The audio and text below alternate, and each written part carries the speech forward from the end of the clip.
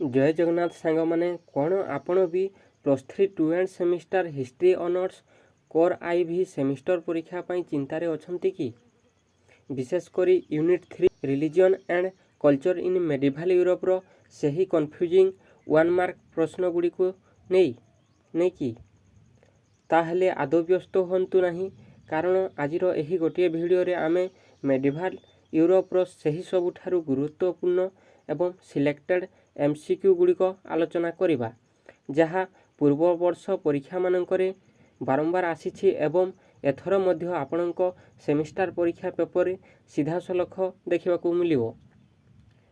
Pop क्षमता ठारू आरंभ करी क्रुसेड बा धर्मयुद्ध एवं गथिक स्थापत्य कला सबकिछि केवल उत्तर नुहे बरम ता पछर कारण सहित बुझिबो जहाद्वारा आपण परीक्षा रे केबे भी भूल करिबेनी। भिडियोटी को एबे ही गोटे लाइक कर दियंतु कारण आजिर क्लास पूरा धमाकादार हेबाकु जाउछि। चलंतु बिल्कुल समय नष्ट न करी स्टार्ट करिबा आजिर प्रथम प्रश्न। चर्चर सही प्रभावशाली निर्देशनामा को कौन कहा जाउथिला जहाद्वारा जड़े व्यक्ति को चर्चर समस्त धार्मिक कार्यरू बासंद करा जाउथिला। Option number A inquisition, option number B excommunication, option number C interdict, option number D crusade. यार उत्तर हो ऑप्शन नंबर बी एक्सकम्युनिकेशन बा बासंद। चर्चर सही प्रभावशाली निर्देशनामा को एक्सकम्युनिकेशन बा समाजच्युत धर्म संघरू बासंद कहा जाउथला। यही निर्देशनामा द्वारा जड़े व्यक्ति को चर्चर समस्त धार्मिक कार्य संस्कार एवं ख्रीष्टीय समुदायरू संपूर्ण रूपे बासंद करा जाउथला। Next question. मध्ययुगीय यूरोपर प्रसिद्ध चिंताधारा स्कोलास्टिसिज्म मुख्य प्रवक्ता बा श्रेष्ठ दार्शनिक किए थिले? Option number A Saint Augustine, option number B Saint Thomas Aquinas एवं option number C Peter Abelard, option number D Roger Bacon. यार उत्तर हो Saint Thomas Aquinas, option number B. मध्ययुगीय यूरोपर प्रसिद्ध चिंताधारा स्कोलास्टिसिज्म श्रेष्ठ दार्शनिक और मुख्य प्रवक्ता सेंट थॉमस एक्विनास थिले। से ख्रीष्टीय धर्मशास्त्र एवं अरिस्टोटल दर्शन मध्य एक सुंदर समन्वय रक्षा करी एही चिंताधारा को शिखर रे पहुंचाई थिले। Next question. प्रथम क्रुसेड बा धर्मयुद्ध केउ मसीहारे आरंभ होइथिला? ऑप्शन नंबर ए 1095 ख्रीष्टाब्द, ऑप्शन नंबर बी 1096 ख्रीष्टाब्द, ऑप्शन नंबर सी 1100 शताब्दी, ऑप्शन नंबर डी 1202 ख्रीष्टाब्द। यार उत्तर हो ऑप्शन नंबर बी 1096 ख्रीष्टाब्द। प्रथम क्रुसेड बा धर्मयुद्ध 1096 मसीहारे आरंभ होइथिला।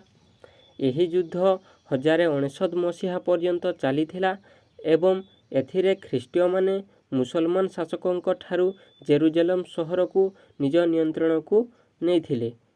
Next question. मध्ययुगीय यूरोप रे विश्वविद्यालय गुड़िकर विकास प्रथमे केउ देशरू आरंभ होइथिला?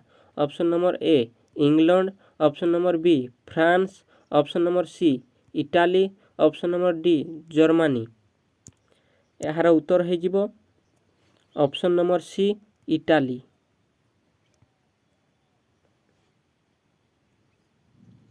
मध्ययुगीय यूरोप रे विश्वविद्यालय गुड़िकर विकास प्रथमे इटाली रू आरंभ होइथिला। एठारे 1088 मसीहारे प्रतिष्ठित होइथिबा बोलोना विश्वविद्यालय को यूरोप तथा पृथ्वीर प्रथम आधुनिक विश्वविद्यालय भावे गणना करा जाए। Next question.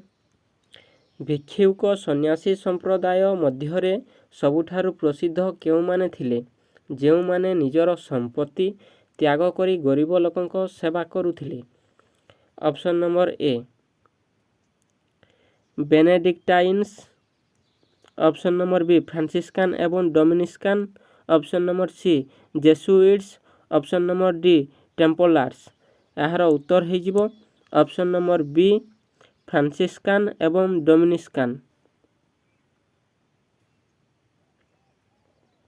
ଭିକ୍ଷୁକ ସନ୍ନ୍ୟାସୀ ସମ୍ପ୍ରଦାୟ ମଧ୍ୟରେ ସବୁଠାରୁ ପ୍ରସିଦ୍ଧ ଥିଲେ ଫ୍ରାନ୍ସିସ୍କାନ୍ ଏବଂ ଡୋମିନିସ୍କାନ୍ ସମ୍ପ୍ରଦାୟ। ଏମାନଙ୍କ ମଧ୍ୟରୁ ବିଶେଷ କରି ସେଣ୍ଟ ଫ୍ରାନ୍ସିସ୍କାନ୍ ସମ୍ପ୍ରଦାୟ ସମ୍ପୂର୍ଣ୍ଣ ଦରିଦ୍ରତା ଆପଣେଇବା ଏବଂ ଗରିବ ଲୋକଙ୍କ ସେବା କରିବା ପାଇଁ ସବୁଠାରୁ ଅଧିକ ଜଣାଶୁଣା ଥିଲେ। ନେକ୍ସଟ କ୍ୱେଶ୍ଚନ୍, ଦ ଡିଭାଇନ୍ କମେଡି ପୁସ୍ତକର ରଚୟିତା କିଏ, ଯେଉଁଥିରେ ମଧ୍ୟଯୁଗୀୟ ଖ୍ରୀଷ୍ଟିଆନ ସଂସ୍କୃତି ଓ ପରଲୋକର ବର୍ଣ୍ଣନା ରହିଛି? Option number A Chaucer, option number B Petrarch, option number C Dante, option number D Boccaccio. ଏହାର ଉତ୍ତର ହୋଇଯିବ option number C Dante. The Divine Comedy ପୁସ୍ତକର ରଚୟିତା ହେଉଛନ୍ତି ଇଟାଲୀର ପ୍ରସିଦ୍ଧ କବି ଡାଣ୍ଟେ ଆଲିଘେରି। ସେ 14ଶ ଶତାବ୍ଦୀର ପ୍ରାରମ୍ଭରେ ଏହି ମହାକାବ୍ୟ ରଚନା କରିଥିଲେ, ଯେଉଁଥିରେ ମଧ୍ୟଯୁଗୀୟ ବିଶ୍ୱାସ ଅନୁଯାୟୀ ନର୍କ, ପାପମୋଚନ ସ୍ଥଳ ଏବଂ ସ୍ୱର୍ଗର ଯାତ୍ରା ବିଷୟରେ ଜୀବନ୍ତ ବର୍ଣ୍ଣନା କରାଯାଇଛି। ନେକ୍ସଟ କ୍ୱେଶ୍ଚନ୍, ପୋପ୍ ଏବଂ ୟୁରୋପର ରାଜାମାନଙ୍କ ମଧ୍ୟରେ ଚର୍ଚ୍ଚର ପଦବୀ ନିଯୁକ୍ତିକୁ ନେଇ ହୋଇଥିବା ବିବାଦକୁ ଇତିହାସରେ କ'ଣ କୁହାଯାଏ? ଅପସନ୍ ନମ୍ବର ଏ ଇନଭେଷ୍ଟିଚ୍ୟୁର ବିବାଦ, ଅପସନ୍ ନମ୍ବର ବି କ୍ରୁସେଡ୍ ବିବାଦ, option number C great schism, option number D ବାବିଲୋନୀୟ ବନ୍ଦୀତ୍ୱ। ଏହାର ଉତ୍ତର ହୋଇଯିବ ଅପସନ୍ ନମ୍ବର ଏ ଇନଭେଷ୍ଟିଚ୍ୟୁର ବିବାଦ।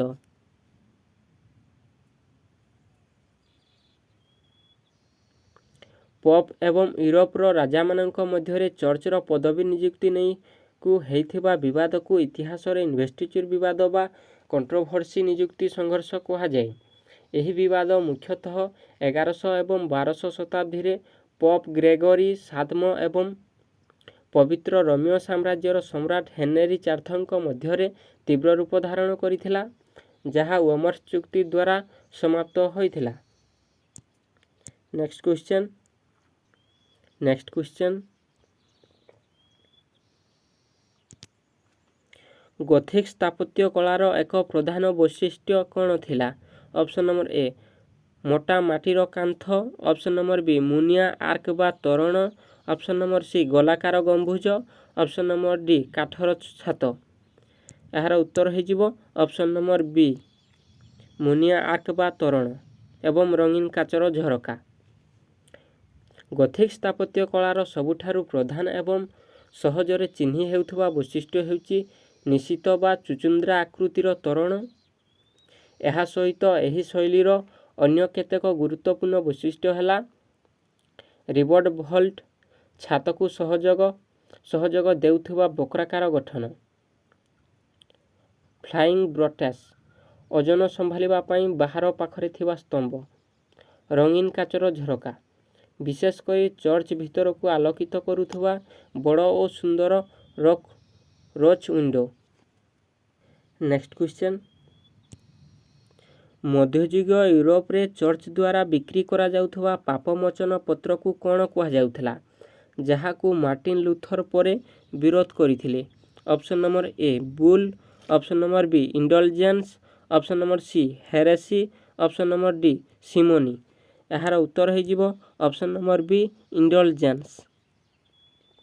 ମଧ୍ୟଯୁଗୀୟ ୟୁରୋପରେ ଚର୍ଚ୍ଚ ଦ୍ୱାରା ବିକ୍ରି କରାଯାଉଥିବା ପାପମୋଚନ ପତ୍ରକୁ ଇଣ୍ଡଲଜେନ୍ସ ବା କ୍ଷମାପତ୍ର କୁହାଯାଉଥିଲା। ରୋମାନ କାଥୋଲିକ ଚର୍ଚ୍ଚର ଏହି ଦୁର୍ନୀତି ଏବଂ ଅର୍ଥ ବଦଳରେ ପାପ ମୁକ୍ତିର ପ୍ରଥାକୁ ବିରୋଧ କରି 1517 ମସିହାରେ ମାର୍ଟିନ୍ ଲୁଥର ତାଙ୍କର ପ୍ରସିଦ୍ଧ 95 ଥିସିସ୍ ପ୍ରକାଶ କରିଥିଲେ, ଯାହା ୟୁରୋପରେ ଧର୍ମ ସଂସ୍କାର ଆନ୍ଦୋଳନର ସୂତ୍ରପାତ କରିଥିଲା।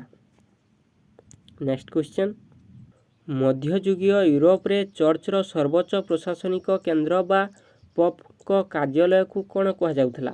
Option number A Vatican, option number B ମଠ, option number C papacy, option number D cathedral.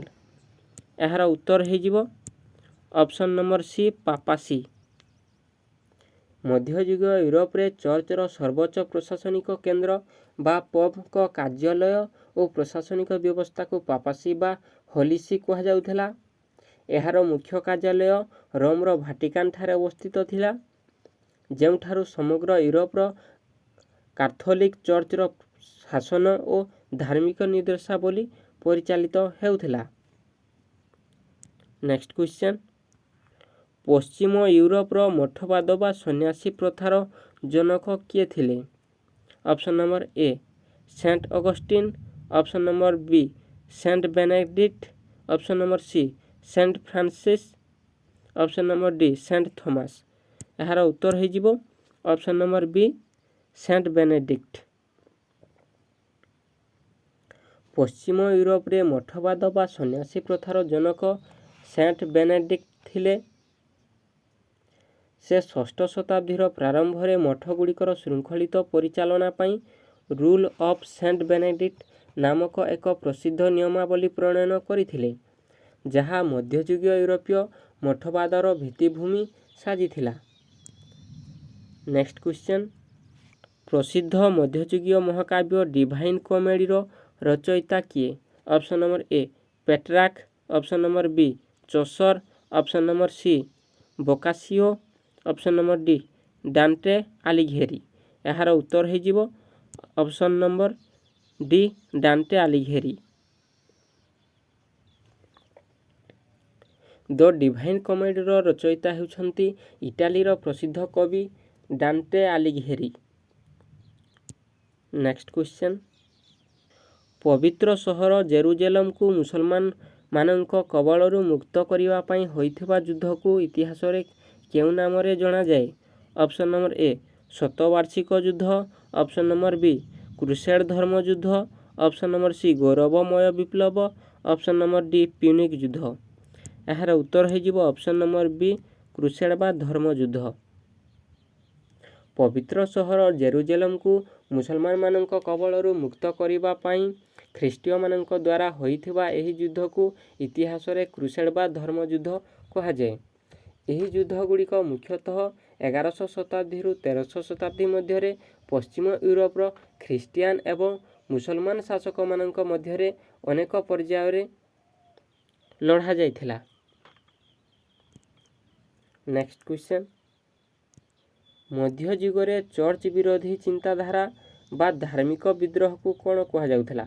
Option number A heresy, option number B simony, option number C scholasticism, option number D fief. ଏହାର ଉତ୍ତର ହୋଇଯିବ option number A ହେରେସି। ମଧ୍ୟଯୁଗରେ ଚର୍ଚ୍ଚର ପ୍ରଚଳିତ ବିଶ୍ୱାସ ଓ ନିୟମ ବିରୋଧୀ ଚିନ୍ତାଧାରା ବା ଧାର୍ମିକ ବିଦ୍ରୋହକୁ ହେରେସି ବା ଧର୍ମଦ୍ରୋହ ପାଷାଣ୍ଡ ମତ କୁହାଯାଉଥିଲା। ଏଭଳି ଚିନ୍ତାଧାରା ପୋଷଣ କରୁଥିବା ବ୍ୟକ୍ତିଙ୍କୁ ହେରେଟିକ୍ ବା ଧର୍ମଦ୍ରୋହୀ କୁହାଯାଉଥିଲା ଏବଂ ଚର୍ଚ୍ଚ ସେମାନଙ୍କୁ ଦଣ୍ଡ ଦେବା ପାଇଁ ଇନକ୍ୱିଜିସନ୍ ନାମକ ଏକ ସ୍ୱତନ୍ତ୍ର ଧାର୍ମିକ ଅଦାଲତ ଗଠନ କରିଥିଲା। ନେକ୍ସଟ କ୍ୱେଶ୍ଚନ୍, ଧର୍ମଦ୍ରୋହୀମାନଙ୍କୁ ବିଚାର କରି ଦଣ୍ଡ ଦେବା ପାଇଁ ମଧ୍ୟଯୁଗୀୟ ଚର୍ଚ୍ଚ ଦ୍ୱାରା ପ୍ରତିଷ୍ଠିତ ଅଦାଲତର ନାମ କ'ଣ ଥିଲା? Option number A synod, option number B parliament, option number C inquisition, option number D manorial court. ଏହାର ଉତ୍ତର ହୋଇଯିବ option number C inquisition.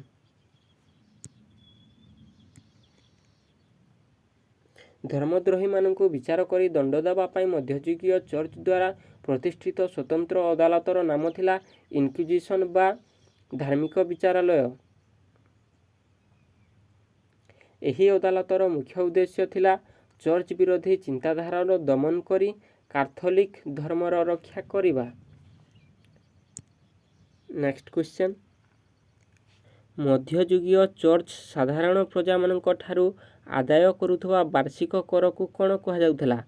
Option number A taille, option number B tithe, option number C feudum, option number D ଜୋକାତ।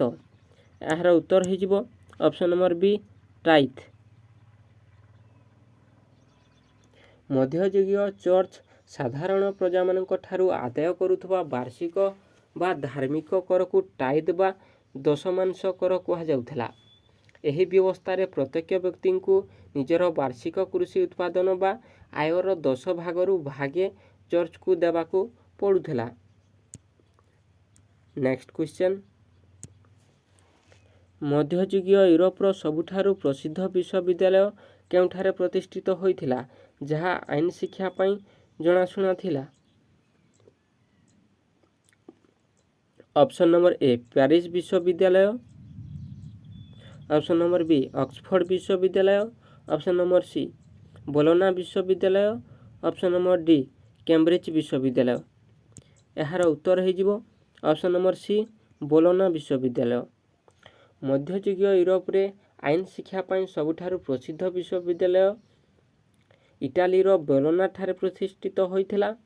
ଏହି ବୋଲୋନା ବିଶ୍ୱବିଦ୍ୟାଳୟ 1088 ମସିହାରେ ସ୍ଥାପିତ ହୋଇଥିଲା ଏବଂ ଏହା ରୋମାନ ଆଇନ ଶିକ୍ଷାର ପ୍ରଧାନ କେନ୍ଦ୍ର ଥିଲା। ନେକ୍ସଟ କ୍ୱେଶ୍ଚନ୍, କେଉଁ ସ୍ଥାପତ୍ୟ ଶୈଳୀରେ ମଧ୍ୟଯୁଗୀୟ ୟୁରୋପର ବଡ଼ ବଡ଼ କ୍ୟାଥେଡ୍ରାଲ ଗୁଡ଼ିକରେ ମୁନିଆ ଆର୍କ ଏବଂ ରଙ୍ଗୀନ କାଚର ବ୍ୟବହାର କରାଯାଉଥିଲା? ଅପସନ୍ ନମ୍ବର ଏ ରୋମାନେସ୍କ ଶୈଳୀ, ଅପସନ୍ ନମ୍ବର ବି ବରୋକ୍ ଶୈଳୀ, ଅପସନ୍ ନମ୍ବର ସି ବାଇଜାଣ୍ଟାଇନ୍ ଶୈଳୀ, ଅପସନ୍ ନମ୍ବର ଡି ଗଥିକ୍ ଶୈଳୀ। ଏହାର ଉତ୍ତର ହୋଇଯିବ ଅପସନ୍ ନମ୍ବର ଡି ଗଥିକ୍ ଶୈଳୀ। ମଧ୍ୟଯୁଗୀୟ ୟୁରୋପରେ କ୍ୟାଥେଡ୍ରାଲ ଗୁଡ଼ିକରେ ମୁନିଆ ଆର୍କ ଏବଂ ରଙ୍ଗୀନ କାଚର ବ୍ୟବହାର ଗଥିକ୍ ସ୍ଥାପତ୍ୟ ଶୈଳୀରେ କରାଯାଉଥିଲା। ଏହି ଶୈଳୀ ମୁଖ୍ୟତଃ 1200ରୁ 1600 ଶତାବ୍ଦୀ ମଧ୍ୟରେ ୟୁରୋପରେ ଖୁବ୍ ପ୍ରସିଦ୍ଧି ଲାଭ କରିଥିଲା। ନେକ୍ସଟ କ୍ୱେଶ୍ଚନ୍, ପୋପ୍ ଏବଂ ପବିତ୍ର ରୋମୀୟ ସମ୍ରାଟଙ୍କ ମଧ୍ୟରେ ବିଶପ୍ ନିଯୁକ୍ତିକୁ ନେଇ ଦୀର୍ଘଦିନ ଧରି ଚାଲିଥିବା ବିବାଦକୁ କ'ଣ କୁହାଯାଉଥିଲା? ଅପସନ୍ ନମ୍ବର ଏ ଇନଭେଷ୍ଟିଚର୍ ବିବାଦ, ଅପସନ୍ ନମ୍ବର ବି ଗ୍ରେଟ୍ ସ୍କିଜିମ୍, ଅପସନ୍ ନମ୍ବର ବି ବାବିଲୋନୀୟ ବନ୍ଦିତ୍ୱ, ଅପସନ୍ ନମ୍ବର ଡି କ୍ରୁସେଡ୍ ବିବାଦ। ଏହାର ଉତ୍ତର ହୋଇଯିବ ଅପସନ୍ ନମ୍ବର ଏ ଇନଭେଷ୍ଟିଚର୍ ବିବାଦ। ପୋପ୍ ଏବଂ ପବିତ୍ର ରୋମୀୟ ସମ୍ରାଟଙ୍କ ମଧ୍ୟରେ ବିଶପ୍ ନିଯୁକ୍ତିକୁ ନେଇ ଚାଲିଥିବା ଦୀର୍ଘ ଦିନର ବିବାଦକୁ ଇନଭେଷ୍ଟିଚର୍ କଣ୍ଟ୍ରୋଭର୍ସି ବା ପଦବୀ ନିଯୁକ୍ତି ବିବାଦ କୁହାଯାଏ। ଏହି ବିବାଦ ମୁଖ୍ୟତଃ 1100 ଏବଂ 1200 ଶତାବ୍ଦୀରେ ବିଶେଷ କରି ପୋପ୍ ଗ୍ରେଗୋରୀ 7ମ ଏବଂ ସମ୍ରାଟ ହେନେରୀ 4ଙ୍କ ମଧ୍ୟରେ ଚର୍ଚ୍ଚ ଉପରେ କାହାର ସର୍ବୋଚ୍ଚ କ୍ଷମତା ରହିବ ସେହି ପ୍ରସଙ୍ଗକୁ ନେଇ ଉପୁଜିଥିଲା। ଏହା 1122 ମସିହାରେ କନକର୍ଡାଟ୍ ଅଫ୍ ୱର୍ମସ୍ ଚୁକ୍ତି ଦ୍ୱାରା ସମାପ୍ତ ହୋଇଥିଲା। ନେକ୍ସଟ କ୍ୱେଶ୍ଚନ୍, ଭିକ୍ଷାବୃତ୍ତି କରି ଧର୍ମ ପ୍ରଚାର କରୁଥିବା ସନ୍ନ୍ୟାସୀମାନଙ୍କର ଦୁଇଟି ପ୍ରମୁଖ ସମ୍ପ୍ରଦାୟର ନାମ ଲେଖ। ଅପସନ୍ ନମ୍ବର ଏ ବେନେଡିକ୍ଟାଇନ୍ସ ଏବଂ କ୍ଲୁନିଆକ୍ସ, ଅପସନ୍ ନମ୍ବର ବି ଫ୍ରାନ୍ସିସ୍କାନ୍ସ ଏବଂ ଡୋମିନିକାନ୍ସ, ଅପସନ୍ ନମ୍ବର ସି ଜେସୁଇଟ୍ସ ଏବଂ ଟେମ୍ପଲାର୍ସ, ଅପସନ୍ ନମ୍ବର ଡି ଅଗଷ୍ଟିନିଆନ୍ସ ଏବଂ ସିଷ୍ଟର୍ସିଆନ୍ସ। ଏହାର ଉତ୍ତର ହୋଇଯିବ ଅପସନ୍ ନମ୍ବର ବି ଫ୍ରାନ୍ସିସ୍କାନ୍ ଏବଂ ଡୋମିନିକାନ୍ସ। ଭିକ୍ଷାବୃତ୍ତି କରି ଧର୍ମ ପ୍ରଚାର କରୁଥିବା ସନ୍ନ୍ୟାସୀମାନଙ୍କର ଦୁଇଟି ପ୍ରମୁଖ ସମ୍ପ୍ରଦାୟ ହେଉଛି ଫ୍ରାନ୍ସିସ୍କାନ୍, ଡୋମିନିକାନ୍। ଫ୍ରାନ୍ସିସ୍କାନ୍ ସେଣ୍ଟ ଫ୍ରାନ୍ସିସ୍ ଅଫ୍ ଆସିସ୍ଙ୍କ ଦ୍ୱାରା ପ୍ରତିଷ୍ଠିତ, ଡୋମିନିକାନ୍ସ ସେଣ୍ଟ ଡୋମିନିକଙ୍କ ଦ୍ୱାରା ପ୍ରତିଷ୍ଠିତ। ନେକ୍ସଟ କ୍ୱେଶ୍ଚନ୍, ମଧ୍ୟଯୁଗରେ ଧର୍ମଶାସ୍ତ୍ର ଶିକ୍ଷାର ସବୁଠାରୁ ପ୍ରମୁଖ କେନ୍ଦ୍ର କେଉଁ ବିଶ୍ୱବିଦ୍ୟାଳୟ ଥିଲା? ଅପସନ୍ ନମ୍ବର ଏ ବୋଲୋନା ବିଶ୍ୱବିଦ୍ୟାଳୟ, ଅପସନ୍ ନମ୍ବର ବି ଅକ୍ସଫୋର୍ଡ ବିଶ୍ୱବିଦ୍ୟାଳୟ, ଅପସନ୍ ନମ୍ବର ସି ପ୍ୟାରିସ୍ ବିଶ୍ୱବିଦ୍ୟାଳୟ, ଅପସନ୍ ନମ୍ବର ଡି କେମ୍ବ୍ରିଜ ବିଶ୍ୱବିଦ୍ୟାଳୟ।